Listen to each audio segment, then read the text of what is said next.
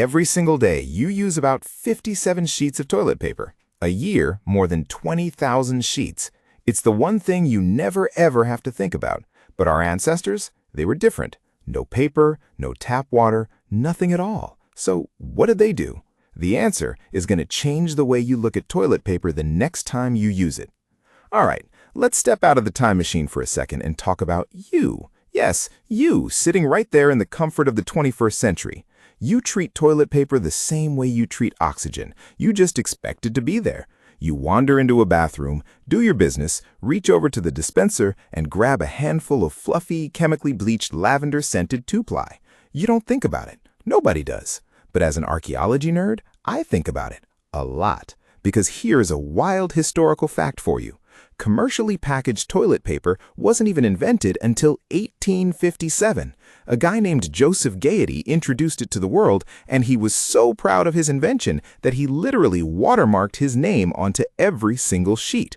But even then, it didn't become a staple in everyday households until well into the 20th century. So, let's do some basic math. Modern humans, Homo sapiens, have been roaming this beautiful, chaotic planet for about 300,000 years. Toilet paper has been widely available for roughly the last 100. That means for 99.9% of human history, our ancestors were out there in the wild, squatting in the bushes, facing a high-stakes post-digestion dilemma, and they had to figure it out using absolutely nothing but their wits and whatever Mother Nature left lying around.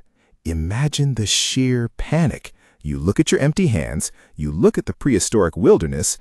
You grunt. What is the move here? Let's dive into the fascinating, sometimes horrifying, and undeniably ingenious solutions of the ancient world. Let's rank them from the pleasantly surprising to the mildly shocking. First up, the most obvious choice, leaves and dried grass. If you were a caveman in a lush prehistoric forest, foliage was your best friend. It was abundant, it was free, and it was the closest thing to the fibrous paper we use today. A nice, broad, velvety leaf from a tropical plant, that is nature's premium three-ply. It gets the job done. But there was a massive catch, a prehistoric game of botanical Russian roulette. Not every leaf is your friend. Imagine being a hunter-gatherer who hasn't quite mastered plant taxonomy yet. You reach out, grab a handful of what looks like perfectly good greenery, and bam! Poison ivy, stinging nettles, toxic sap. One moment you are proudly wiping, and the next you're jumping 10 feet in the air, howling at the prehistoric moon because your most sensitive regions are suddenly on fire. Trial and error in the Stone Age wasn't just a learning curve, it was a survival mechanism. They had to learn, very quickly, which leaves were the good ones and which ones would ruin their entire week. But what if you didn't live in a lush forest? What if you lived by the coast or in a rocky, mountainous region? Enter method number 2. Rocks and shells. I know what you're thinking. Ouch! But stay with me here. As human civilization progressed, so did our bathroom tools. The ancient Greeks and Romans actually perfected the art of the hard wipe. If you ever visited an ancient Roman public latrine, you'd find a communal tool called the tersorium, literally a sea sponge attached to a stick, resting in a gutter of flowing salt water or vinegar. You'd grab the communal stick, do what you had to do, rinse it, and pass it to the guy sitting next to you. But when a sponge on a stick wasn't available, they resorted to stones. The ancient Greeks commonly used flat ceramic fragments called pessoi, or smooth river rocks. They even used oyster and clamshells that had been worn smooth by the ocean tides. You see, the key here was the texture. If our caveman grabbed a jagged piece of flint, his face would instantly crumple in agonizing regret. But if he took his time and found a perfectly round, polished riverstone, it acted as a surprisingly effective scraping tool. It wasn't about absorbing, it was about scraping the canvas clean. It sounds rough to our modern sensibilities, but to a hardened ancient human, a smooth seashell was a luxury item. Now let's move on to the third method. This one might make you flinch, but it fundamentally shaped human culture in ways we still see today: the left hand. In many ancient cultures across the Middle East, Africa, and the Indian subcontinent, leaves and smooth stones were either unavailable or considered impractical, so they used the most readily available tool of all, their own biological hardware. Specifically, the left hand, usually combined with a little bit of water or sand. Before you judge them too harshly, understand that this wasn't an act of barbarism, it was a highly regulated hygiene protocol. Because they lacked soap and modern sanitizers, ancient societies had to draw a hard, uncompromising line between the clean hand and the dirty hand. The right hand was strictly reserved for eating, greeting, and handling food. The left hand was designated exclusively for bathroom duties. This ancient sanitary rule was so effective and so deeply ingrained that it survived for millennia. Even today, in many parts of the world, eating or passing items with your left hand is considered deeply taboo. So, the next time you extend your right hand to greet someone, give a little mental nod to your ancestors. Now you know exactly why we shake hands with our right. It's an evolutionary trust exercise. Finally, we arrive at the fourth method, which is ironically the most scientifically sound: water and sand. If a prehistoric tribe was lucky enough to set up camp near a flowing river or a babbling brook, they had hit the hygiene jackpot.